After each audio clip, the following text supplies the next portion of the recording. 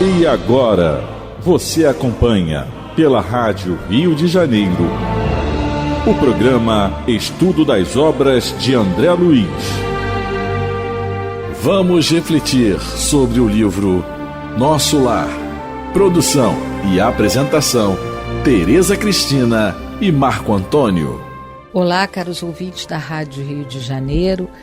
Vamos começar o estudo do livro Nosso Lar, que foi psicografado por Francisco Cândido Xavier pelo espírito de André Luiz.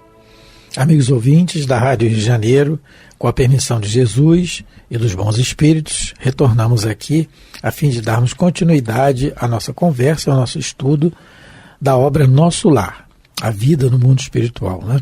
Estamos no capítulo 17, titulado Em Casa de Lísias, em que André Luiz ele já está autorizado a observar e aprender, começar o seu trabalho nos ministérios ligados à Terra, né, que são os da regeneração, do auxílio, da comunicação e do esclarecimento.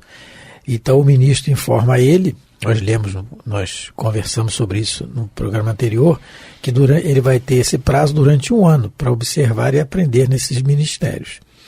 E durante a conversa, o ministro diz que vai consultar algumas instituições para ver onde André Luiz vai ter que ficar, porque ele vai ter uma moradia, né? Tem a hora de trabalho e tem a hora do repouso.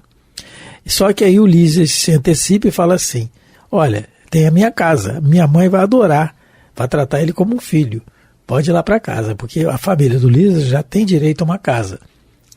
A mãe do Lísias, né, e pelo trabalho, os bons olhos, ele conseguiu adquirir uma casa.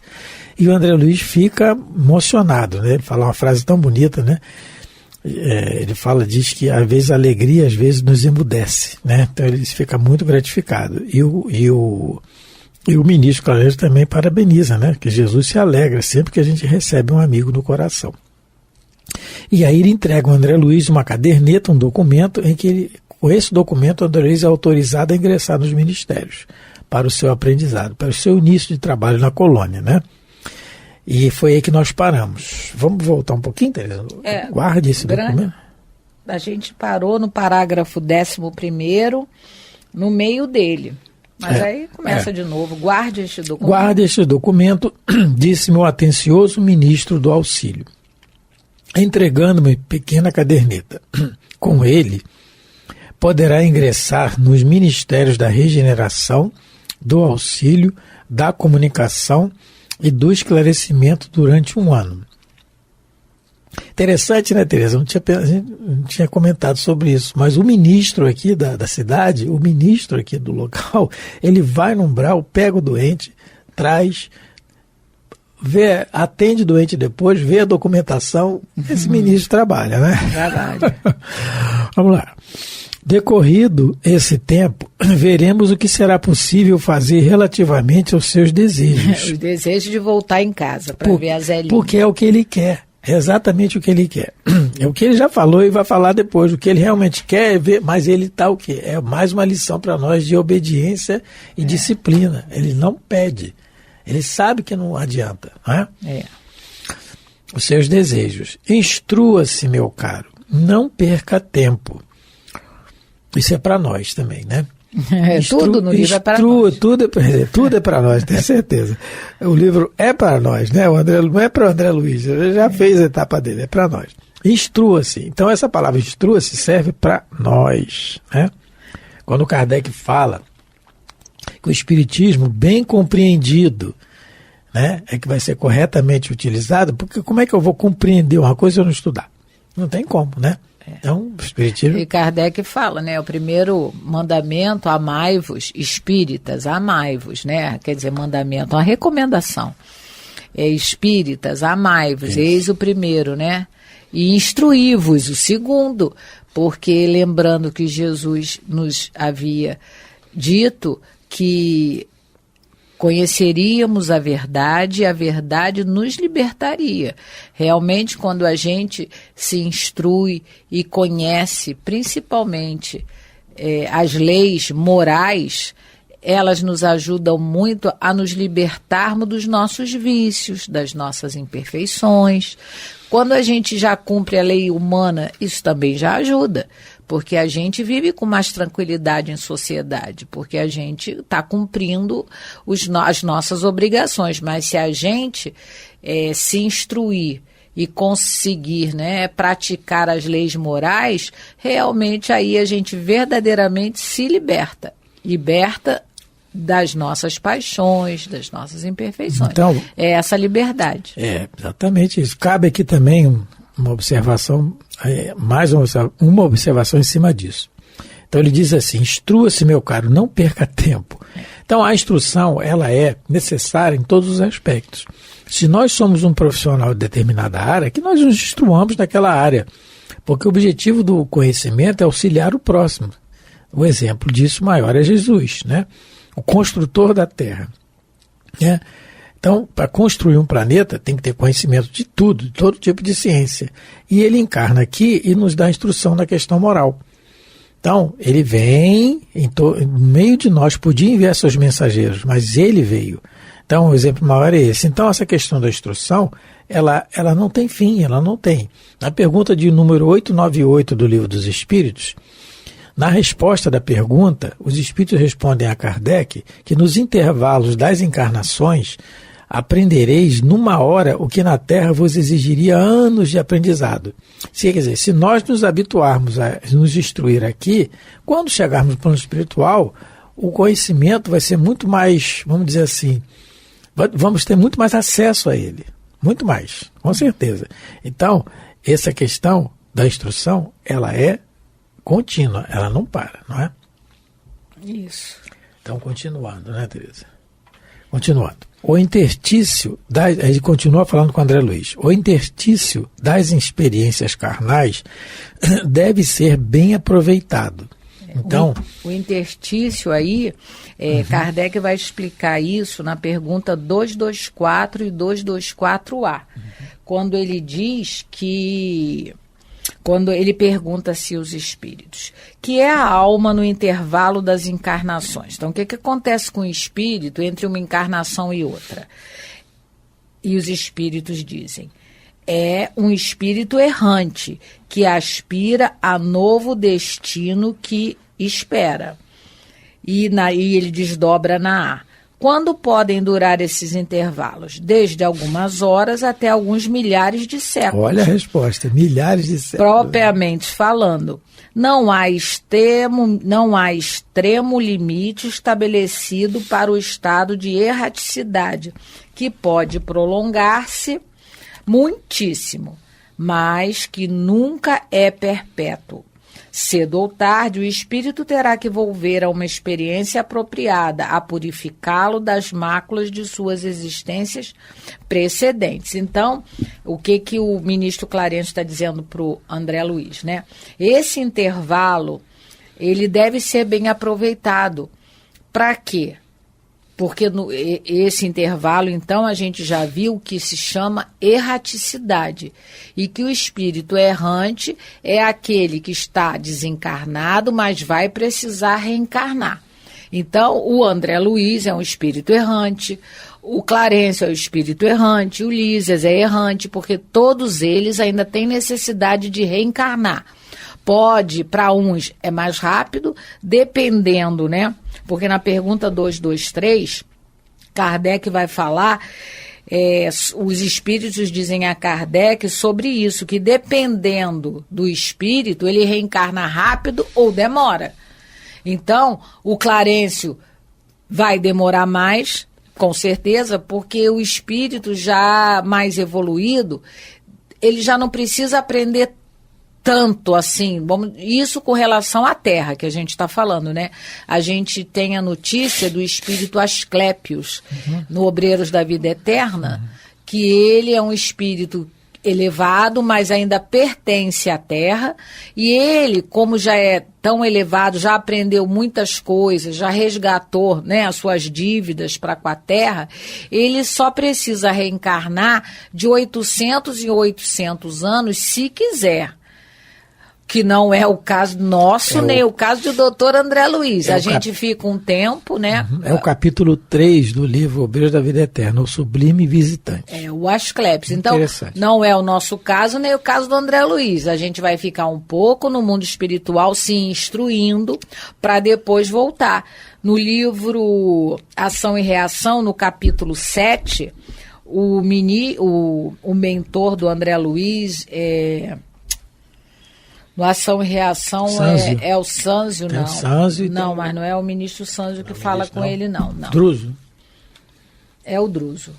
O Druso fala para ele assim, é justo lembrar que o nosso esforço de autorreajustamento na vida espiritual, antes da reencarnação, na maioria das circunstâncias, ameniza-nos a posição, garantindo-nos uma infância e uma juventude repleta de esperança e tranquilidade para as recapitulações a se efetuarem na madureza. O que o Druso está falando para o André Luiz? Está falando é o Sânzio.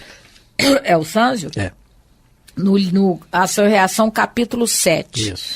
Ele está dizendo para ele que quando esse período, esse que o Clarencio está dizendo, chamando de interstício, que esse período entre as encarnações, quando ele bem aproveitado, a gente passa uma infância e uma juventude relativamente tranquila, se preparando para quando chegar à madureza, a gente começar no bom combate.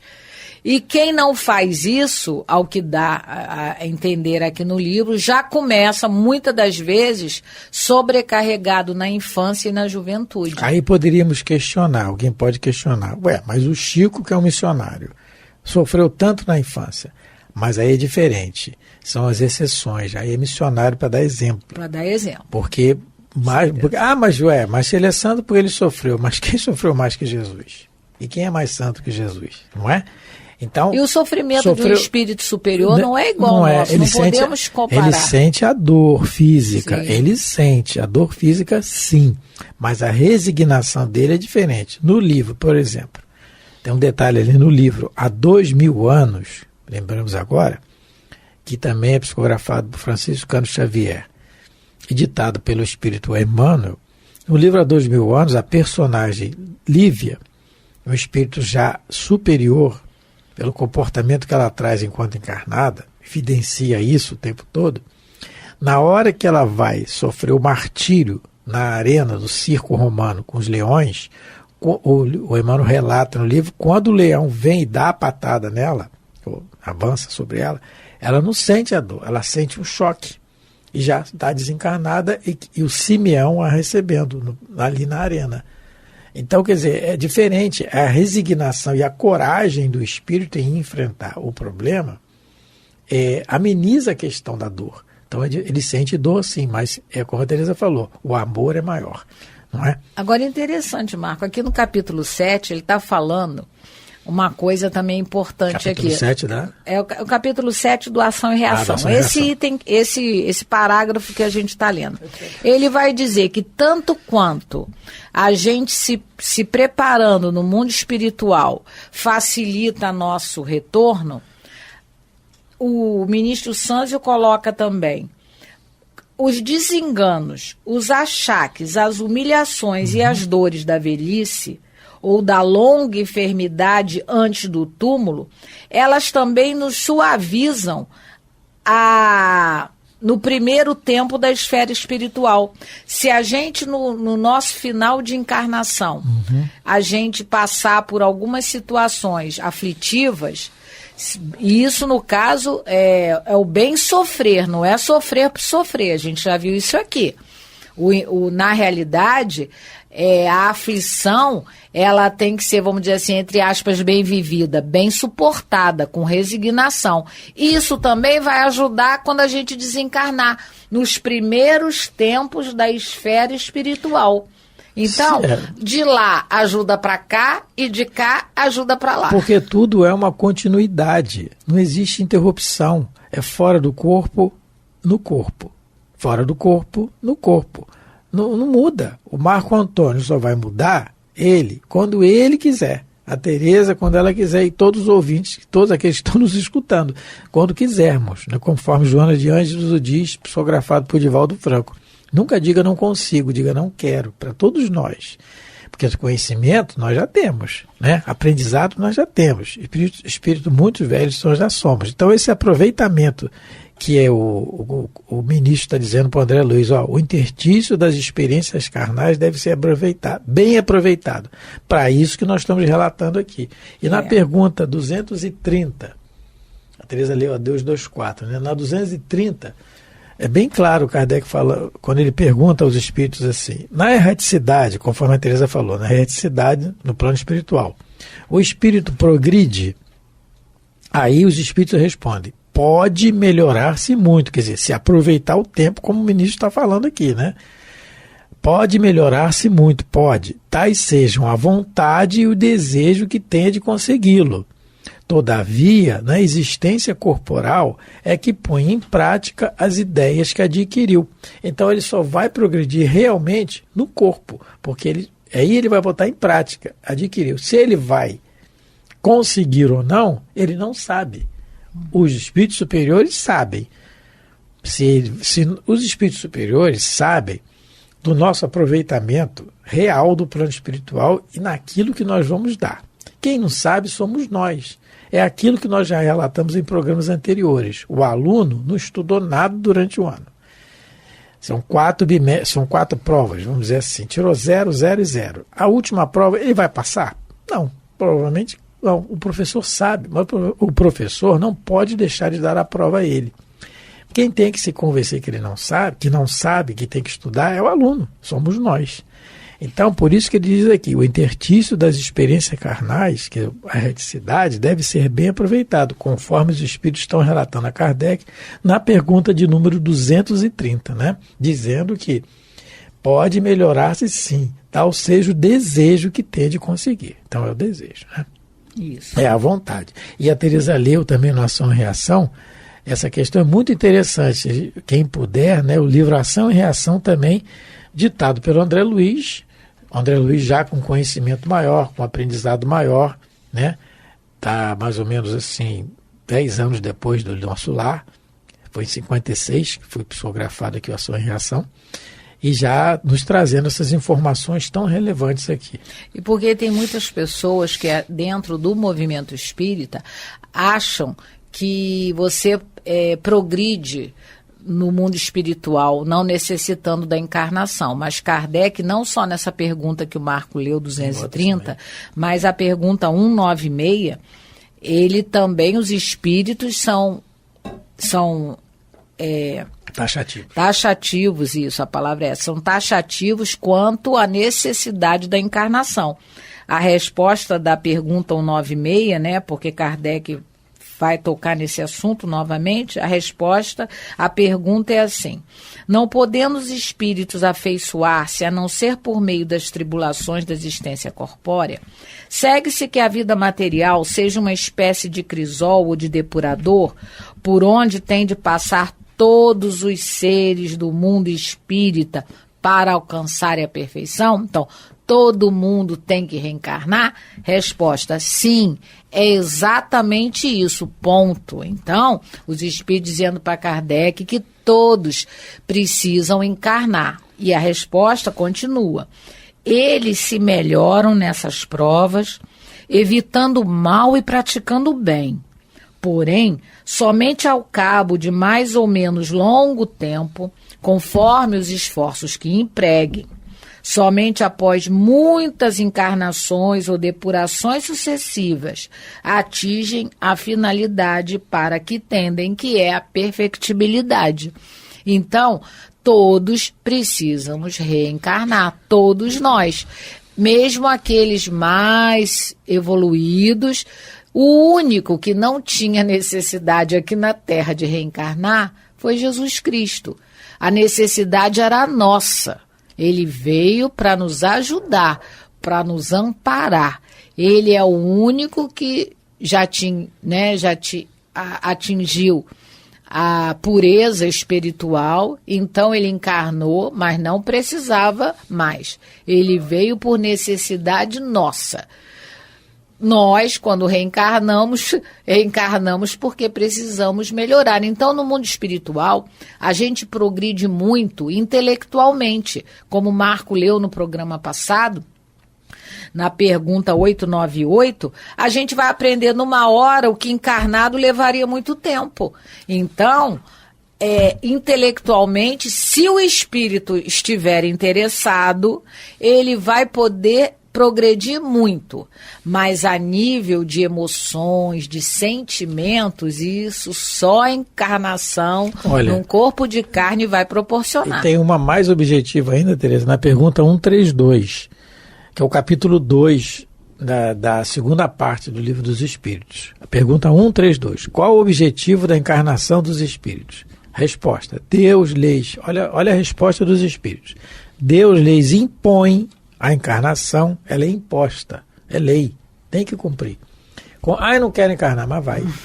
Mas vai. Pode demorar, mas vai. Deus lhes impõe a encarnação com o fim de fazê-lo chegar à perfeição. Para uns é expiação, para outros missão. Cada caso é um caso. Mas para alcançar essa perfeição, tem que sofrer todas as vicissitudes da existência corporal. Né? Então, tem que sofrer. Então, é uma continuidade. Essa perfeição que os Espíritos estão falando é o estado de felicidade plena. Um dia nós vamos ter. Realmente, a nossa fatalidade é o bem. Então, tudo isso aqui que o ministro está falando, esse recado que o ministro está dando para o André Luiz, o que ele está dizendo para o André Luiz, dando um recado para nós, é que aproveitemos esse tempo aqui, encarnado, e daqui a pouco, quando nós estivermos do outro lado, o interstício também, aproveitar no trabalho e no estudo, no conhecimento, né? Que é o que vai nos levar. Isso. Então, vamos continuar mais um pouquinho. Lísias deu-me o braço e saí enlevado de prazer. Já tem uma casa para morar. Né? Está contente. Está contente. Minha casa, minha vida. Minha casa, minha vida. Ai, meu Deus. Passados minutos, eis-nos a porta de graciosa construção, cercada de colorido jardim. É aqui, exclamou o médico. É aqui, exclamou o delicado companheiro. E com expressão carinhosa acrescentou: o nosso lar dentro de nosso lar. Né? Ao tinindo brando da campainha no interior. Ele fez um trocadilho, né? Nosso lar, muito legal. Dentro de nosso lar. Ao tinido brando da campainha no interior, surgiu à porta simpática matrona. Mamãe, mãe, gritou o enfermeiro apresentando-me alegremente. Este é o irmão que prometi trazer-te. Quer dizer, ele não está levando de surpresa, né? Não, já a sabia, gente está, né? Vendo que há Uhum. toda uma organização em nosso lar. Uhum. Quando a gente viu que ele recebeu a cadernetinha para, né, o passaporte lá de estudante para entrar nos ministérios. Aqui já houve uma conversa anterior para que ele pudesse ser recebido. Então, a gente vai vendo quanto o mundo espiritual superior, ele é organizado. E, com isso, vamos tentando também nós começarmos a nos organizar aqui enquanto encarnados, porque a organização, a disciplina, isso facilita muito a nossa vida. Uma casa organizada é uma casa onde você sabe onde estão as coisas. Você não vai perder tempo procurando isso ou aquilo. Que a gente que possamos todos nós começar a organizar os nossos lares aqui enquanto encarnados também. É questão do equilíbrio, né, Tereza? Uma vez eu ouvi Paulo Renato conversando. Paulo Renato, que faz alguns programas aqui na rádio, pessoas devem conhecer, né? Estudando a mediunidade, né? O livro dos médios. Livro dos médios, respondendo, analisando os fatos, às vezes, também com o Eduardo, né? E a Miranda. E ele falou assim, olha, tudo aquilo que nos está sobre o uso, seja a nossa casa, o nosso automóvel, quem o tem, a nossa roupa, merece o nosso zelo e asseio, porque é um empréstimo divino. Mas temos que ter o equilíbrio, porque isso vai ficar. Se é empréstimo, nós vamos ter que devolver. Não é? Então, isso aí é questão do equilíbrio, é o que a Tereza está falando. Essa questão do asseio, do cuidado, é uma questão de disciplina, porque dá trabalho. E disciplina dá trabalho, e nós não estamos acostumados ainda a isso. Só quando formos obrigados, né? No nosso trabalho, quem foi militar, ou etc. Ou não precisa ser militar, ou funcionário, dependendo da empresa, né? Tem hora para chegar, hora para sair, hora para aquilo, não pode isso, não pode aquilo. É o exercício da disciplina que nós estamos vendo aqui no nosso lar. Mas só para terminar, não dá tempo. No próximo programa a gente continua. Vamos falar aqui dessa campainha. Então... né? Vamos fazer um aprendizado para nós. Muito obrigado pela atenção. Mais uma vez esse relógio corre muito. Pelo carinho, fiquem com Deus. Um grande abraço a todos. Deus abençoe vossos lares. A Rádio Rio de Janeiro apresentou o programa Estudo das Obras de André Luiz.